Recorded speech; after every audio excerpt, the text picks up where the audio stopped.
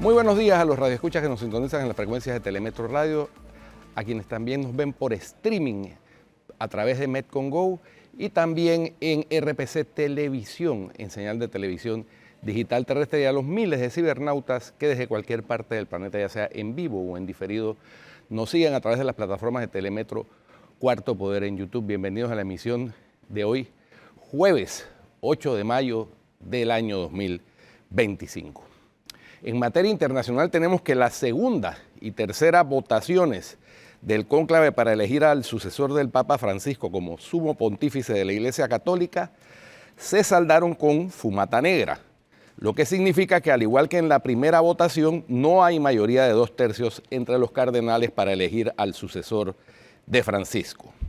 El humo comenzó a salir de la chimenea sobre la Capilla Sixtina a las 11:52 horas de este jueves.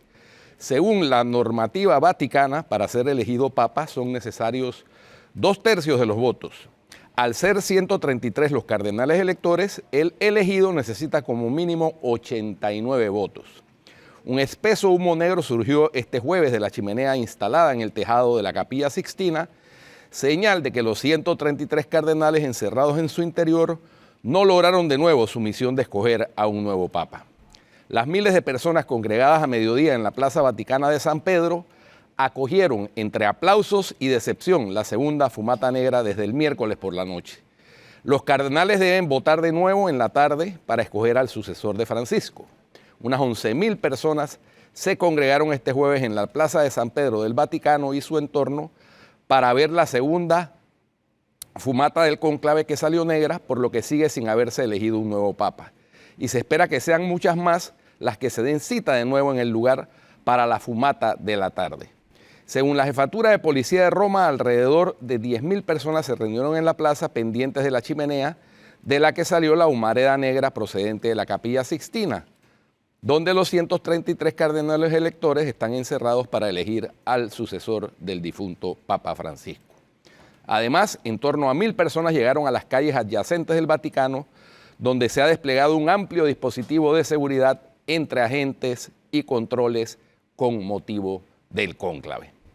Por otra parte, la tregua de 3 días ordenada unilateralmente por el presidente ruso Vladimir Putin entró en vigor este jueves, una medida denunciada como una farsa por Ucrania, pero que, según el Kremlin, pondrá a prueba la voluntad de Kiev de negociar.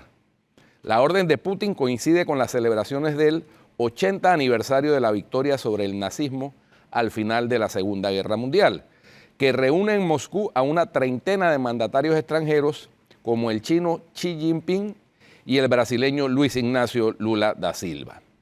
No está inmediatamente claro si ambos bandos estaban respetando la tregua unilateral. Ucrania nunca aceptó la propuesta al catalogarla de falsa y reclamó en su lugar un alto el fuego de 30 días. En las horas previas a su entrada en vigor, los dos países intercambiaron ataques aéreos que dejaron 2 muertos en Ucrania y provocaron el cierre de aeropuertos en Moscú y otras ciudades rusas por la aproximación de drones enemigos. El mismo miércoles por la noche, el alcalde de la capital, Sergei Sobyanin, informó de la neutralización de 9 drones cerca de Moscú. El Kremlin dijo que las fuerzas rusas respetarán la orden de Putin durante estas conmemoraciones, pero responderán inmediatamente si Ucrania abre fuego.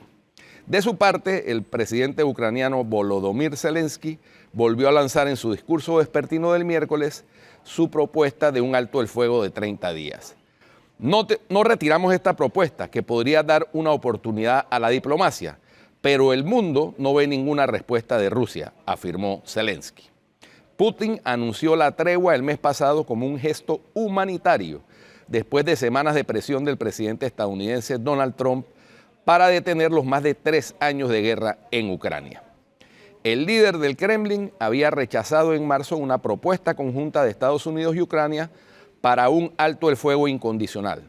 Desde entonces solo ofreció pequeñas contribuciones a los esfuerzos de paz de Trump. Ucrania no confía en que Rusia respete la tregua unilateral y acusa a Moscú de múltiples vulneraciones durante un cese de hostilidades de 30 horas decretado por Putin durante la Pascua.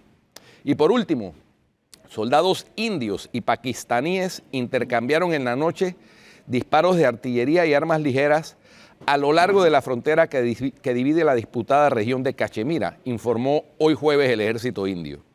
Las dos potencias nucleares libraron el miércoles su enfrentamiento militar más violento en las últimas 2 décadas, iniciado con unos bombardeos de India sobre Pakistán como represalia por un atentado cometido el 22 de abril en la Cachemira, India. Nueva Delhi responsabiliza a Islamabad del ataque que dejó 26 muertos en la turística ciudad de Pahalgam, situada en esta región de mayoría musulmana, dividida entre ambos países desde que se independizaron del Reino Unido en 1947. Según las últimas cifras publicadas por ambas partes, los intensos bombardeos del miércoles causaron al menos 31 muertos en el bando pakistaní y 12 en el indio, incluidos numerosos civiles. En la noche del 7 al 8 de mayo de 2025, el ejército pakistaní efectuó disparos no provocados con armas pequeñas y artillería a lo largo de la LDC, línea de control frontera de facto entre los dos países, en los sectores de Kupwara, Baramulla, Uri y Aknor, afirmó el ejército indio. El ejército indio respondió de forma proporcionada, añadió en un comunicado sin mencionar víctimas. El primer ministro pakistaní, Shehbaz Sharif, prometió la noche del miércoles vengar hasta la última gota de sangre de estos mártires. Varios países exhortaron a las dos potencias nucleares a la moderación. El ministro de Relaciones Exteriores de Irán, Abbas Araghchi, tiene previsto reunirse hoy jueves con su par indio, Subramanian Jaishankar, como parte de su esfuerzo de mediación. El lunes también fue recibido por el gobierno pakistaní. Eso es lo más destacado en materia internacional y todo el mundo está pendiente de que ese conflicto no escale al nivel nuclear, que sería catastrófico. No, sería catastrófico, pero también todo el mundo está pendiente de lo que está pasando en el Vaticano. Tú sabes, Guido, y me tenían una pregunta y he buscado acá, encontré algunas respuestas sobre qué pasa si al que escogen en el cónclave como papa, pues decide no aceptar el puesto. Y ha ocurrido en la historia, tú sabes, porque una cosa es la elección y otra cosa es que al que eligen acepte, claro, pero es un derecho para los cardenales rechazar el papado. Y en la historia ha habido dos casos por lo menos que tienen algún tipo de referencia en donde se dieron situaciones similares. El de más edad es el de San Felipe Neri en el siglo XVI. No fue oficialmente elegido, fue considerado seriamente por los otros cardenales. Es más, había tendencias en ese momento para su elección, pero San Felipe Neri respondió con humor: prefiero huir al fin del mundo que ser papa. Obviamente, después que hizo esto y se pronunció de esa forma, esa negativa hacia el poder eclesiástico hizo que el resto de los cardenales que lo apoyaran pues cambiaran su voto. Y hubo un caso más cercano, fue en 1978. En el cónclave del 78, el arzobispo de Milán, Giovanni Colombo, a él lo escogieron y él rechazó el cargo. Recibió un acumulado importante de votos y pues ante la posibilidad de consagrarse como papa, Colombo dio instrucciones explícitas de que no aceptaría bajo ninguna circunstancia la elección, y esa razón estaba y giraba en torno a su edad avanzada y a su salud. Fue en 1978 cuando el cónclave escogió a Karol Wojtyła, que asumió entonces como hoy San Juan Pablo II. Así que hay dos casos, por lo menos de la historia reciente, sobre cardenales que de una forma directa le dijeron a sus pares que ellos preferían pues no ser papas. ¿Qué te parece? Cita la historia. Interesantísimo, interesantísimo. Ojalá no se dé ese caso en esta ocasión. ¿Sabes que anoche soñé? ¿Qué soñaste, Guido? Que el papa elegido era el cardenal... ¿Tagle? No. No. Ah. No, soñé que era el cardenal Pierbattista Pizzaballa, el cardenal de Jerusalén. Por ahí he escuchado mucho ese nombre, ¿ah? Pero un sueño lo más curioso. Sí. Porque tú sabes que uno no muchas veces... Seguro leíste alguno de los rumores que hay, claro, y por eso se lo soñaste. No, pero además era con toda la escenografía. Entonces había como barras afuera en la... ¿Pero dónde estabas? ¿Estabas en cobertura especial en el Vaticano? Estaba en el Vaticano. Entonces afuera, en la Plaza de San Pedro, había como barras con pantallas gigantes las barras de los Buenísimo. Cardenales. Y entonces cuando se anunció, era un sueño, ¿no? No, Ficción. un sueño espectacular. Cuando se anunció que era Pizzabala, Ajá. entonces la barra de Pizzabala eufórica comenzó a dar vueltas alrededor del obelisco que hay en la Guido, plaza ¿tú de te San imaginas Pedro? que si ese sueño se hace realidad? Yo me desperté, cuando me desperté y encendí el computador, Ahora- vi que había fumata negra y dije, bueno, fue solo un sueño. Pero Pizzabala está sonando mucho, no entre los favoritos, que yo los mencioné en estos días, cuáles son los Sí. favoritos, pero Pizzabala ha comenzado a sonar mucho en las últimas 24 horas. Tenemos una pausa, ya regresamos aquí en Cuarto Poder, estamos esperando la conferencia de prensa del presidente Mulino también.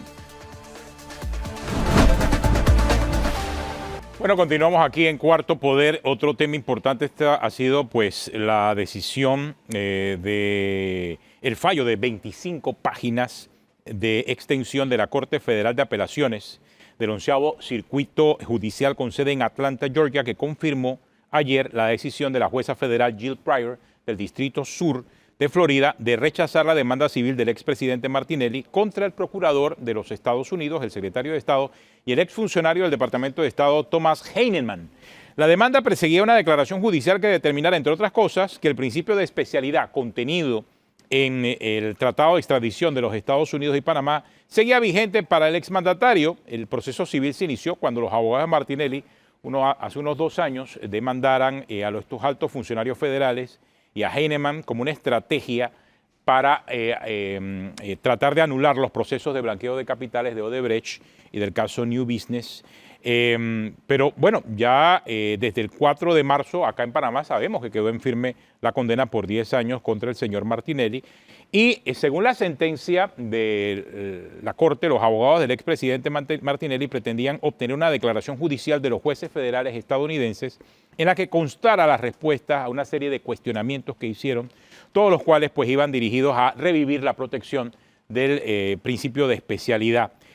Hay elementos importantes dentro de este proceso y también la llamada legitimación procesal, que es la capacidad que tiene una parte para actuar en forma activa o pasiva en un proceso judicial. Pues esto significa que una persona natural o jurídica tiene que demostrar su derecho a demandar o a defenderse en una demanda. En el caso de la jurisdicción federal de los Estados Unidos, la legitimación procesal proviene de la norma constitucional que le permite a toda persona afectada por otra reclamar sus derechos. Pero aquí en este caso la juez Pryor, como la Corte Federal de Apelaciones, no encontraron fundamento para que Martinelli le reclamara al Procurador General de Estados Unidos, el secretario de Estado, Thomas Heinemann, debido a que sus acciones, aquellas que supuestamente le han causado daño a Martinelli, no las ha realizado o se han realizado en el Estado panameño a través de un sistema de justicia que no es parte de la demanda. Yo creo que ese es el objeto y el centro central de la decisión que se tomó en Estados Unidos. Una cosa no tiene que ver con la otra. Sin duda, y además lo importante de esta decisión es que uno de los argumentos de la defensa del expresidente Martinelli era que quien había autorizado la extradición había sido un funcionario judicial, el juez Torres, y que no se había pronunciado la justicia, que era a quien le tocaba pronunciarse sobre la vigencia o no del principio de especialidad. Bueno, ahora ya la justicia se ha pronunciado 2 veces, la jueza de la Florida y el Tribunal Federal de la Corte Federal de Apelaciones. Y ha reiterado que es una decisión del Ejecutivo el manejo de la extradición y por lo tanto el principio de especialidad. Y que el Ejecutivo de Estados Unidos en 3 ocasiones le ha comunicado a Panamá que para ellos no hay principio de especialidad y que Panamá puede procesar al señor Martinelli por cualquier delito. Es entonces Así responsabilidad de nuestras autoridades, en este caso las 3 demandas de inconstitucionalidad presentadas y que invocan casualmente la violación del principio de especialidad, demandas que están en conocimiento creo que del magistrado Olmedo Arrocha, me parece, ¿qué es lo que va a decidir? Porque al final va a ser la justicia panameña la que tiene que decidir en el fondo lo que ocurrió aquí en Panamá. Así que en Estados Unidos no se va a resolver el tema. Ya lo está diciendo con este fallo la propia justicia norteamericana. El tema se va a resolver es en Panamá. Así que creo que eso, de una forma u otra, va a cerrar el capítulo en lo que corresponde a Estados Unidos, en lo relacionado al principio de especialidad. Eso acá será la Corte Suprema de Justicia, en todo caso, la que definirá si se violó o no se violó este principio de especialidad, Guido. Por lo menos es lo que entiendo, ¿no?, de esta decisión. Sí, sí. No se violó ni se ha violado porque, ya lo hemos explicado con anterioridad, el principio de especialidad está establecido a favor del Estado extraditante. Si el Estado extraditante dice que para él no aplica el principio de especialidad, que es en beneficio de quien está establecido ese principio, pues simplemente no aplica. Aparte de eso, hay otras causales para que el principio de especialidad no tenga vigencia. Pero bueno, ya lo dijo una Corte Federal de Estados Unidos, yo creo que ya ese es capítulo cerrado. O sea, ya el argumento, por lo menos, de que no se había pronunciado una autoridad judicial en Estados Unidos, ya no es válido. Ya se pronunció y se pronunció de manera muy clara. Bueno, tenemos otra pausa. Regresamos en unos minutos. Hoy en la conferencia de prensa del presidente Mulino tiene varias etapas, es lo que estamos viendo y creo que tenemos algunas imágenes. Se presentan varios ministros de Estado en conjunto en la conferencia, así que no va a estar solamente el presidente José Raúl Mulino, y hemos estado observando y escuchando que acaba de terminar, o no sé si está hablando la ministra de Educación, Lucy Molinar, directamente involucrada en todo el tema de las protestas que se están dando y que tienen por lo menos a un 40% de escuelas cerradas en este momento. Así que la conferencia de prensa del presidente Mulino hoy va a tener otros elementos por lo que estamos anticipando, y el anuncio pues del presidente que debe darse eso de las 8:30 de la mañana. Nosotros tenemos una pausa, regresamos en unos minutos aquí en Cuarto Poder. Continuamos aquí en Cuarto Poder y decíamos que hoy la conferencia de prensa del presidente Mulino tiene otros elementos. Más allá de la participación del presidente, también vemos que están otros ministros de Estado. Esto quizás implica un cambio en la manera en que se está comunicando la información del Estado, Guido. Pareciera que a partir de esta conferencia van a ser correcto. distintos. Desde esta semana hemos visto el cambio en la estrategia de comunicación. El presidente Mulino salió a pedir disculpas en un lenguaje coloquial, a su estilo, con la franqueza que lo caracteriza. Y por otra parte salieron 6 ministros en una conferencia a ofrecer declaraciones sobre diferentes tópicos que maneja cada uno de sus ministerios. Eso es primera vez que sucede durante estos 9 primeros meses de administración, de manera que marca una diferencia. Y esta presencia de varios ministros en la conferencia, si bien antes había, si mal no recuerdo, Felipe Chapman había participado en una de las conferencias, no era la tónica. No era la tónica. No. Entonces ahora parece que va a ser la tónica, lo cual me parece bien. Me parece bien porque es que quien recibía todos los cañonazos era el jefe del Ejecutivo. Claro. Entonces para eso Ahora, él tiene un equipo. Pero los recibía porque él mismo, había dicho. Obviamente, él prendía la mecha. Exactamente, no. Y había muchos temas, cañón, en donde el presidente decía que él era el principal vocero. Claro. Entonces, parece que eso está cambiando, entrando ya en lo que sería su primer año, porque en el mes de julio ya se cumple el primer año del actual presidente, después de las elecciones del año pasado.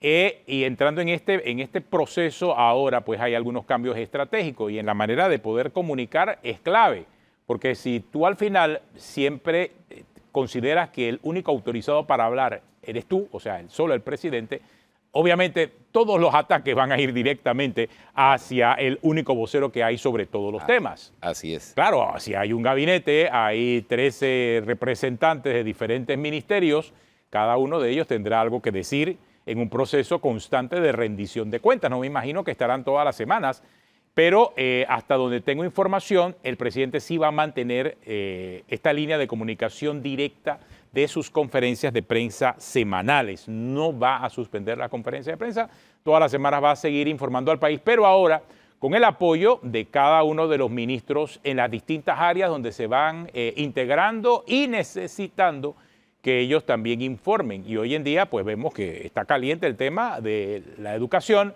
está caliente el tema de la Caja del Seguro Social, está caliente el tema de la salud. En este momento me imagino que poco a poco irán apareciendo otros protagonistas de los diferentes temas importantes que semana a semana aparecerán en el país. En el mientras tanto, pues pues lo veremos a los ministros y me imagino que después también el presidente de la República participará pues en la conferencia con sus habituales anuncios especiales sobre temas muy puntuales y muy específicos, ¿no? Oye, algo que hay que comentar también es la aclaración y puntualización que hizo la Embajada de Estados Unidos en Panamá sobre el famoso memorándum de entendimiento. ¿Qué es y qué no es el memorándum? Me llamó la atención porque además lo publicó en los dos idiomas, Ajá, exactamente. español e inglés, y en esta ocasión no omitieron nada en ninguna de las dos versiones. Según esa explicación, el memorándum no es un tratado, porque ponen qué es, ¿no? Y qué no es, y las características claves. Según lo que no es, dice, no es un tratado, no es legalmente vinculante para Estados Unidos y Panamá, ni contradice las leyes, las constituciones y los acuerdos internacionales de ambos países, incluido el Tratado de Neutralidad. Cada una de las partes puede terminar el memorándum en cualquier momento con un previo aviso de 6 meses. No autoriza bases militares estadounidenses en Panamá, ni temporales ni permanentes. No autoriza la presencia de personal estadounidense. Panamá debe aprobar la entrada de todo personal estadounidense que venga a Panamá de manera rotativa y no permanente, y no es un acuerdo unilateral. Estados Unidos y Panamá deben estar de acuerdo en todas las actividades, incluyendo la presencia temporal de personal de Estados Unidos en lugares designados. Ya esto en un documento oficial de la Embajada de Estados Unidos, es decir, del Departamento de Estado, marca una puntualización muy clara para los que tenían dudas y estaban escépticos, ¿no? Y el documento pues lo recibimos, personalmente lo recibí de manos de la propia Embajada de los Estados Unidos.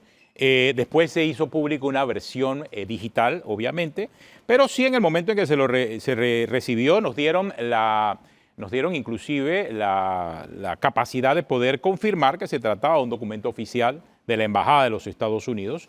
Y el memorándum sí especifica que el memorándum de entendimiento es un entendimiento mutuo entre dos socios soberanos, Estados Unidos y Panamá, con el objetivo de fortalecer la cooperación en seguridad frente a amenazas regionales que compartimos, así dice. Dice que es completamente coherente y respetuoso con las leyes, la Constitución y los acuerdos internacionales de Panamá, incluido el Tratado de Neutralidad, que apoya el fortalecimiento de esfuerzos conjuntos en áreas como respuesta humanitaria, seguridad marítima y las operaciones contra el narcotráfico. Es un mecanismo para que Estados Unidos y Panamá utilicen conjuntamente sitios específicos establecidos por ambos países en 3 instalaciones panameñas existentes, y ahí se mencionan Aeropuerto Internacional Panamá Pacífico, la del Senan, que es la estación naval Vasco Núñez de Balboa, y la estación aeronaval Cristóbal Colón. Hoy va a haber una conferencia de prensa de parte del embajador de los Estados Unidos en la tarde y de seguro se va a hablar también y a profundizar este tema.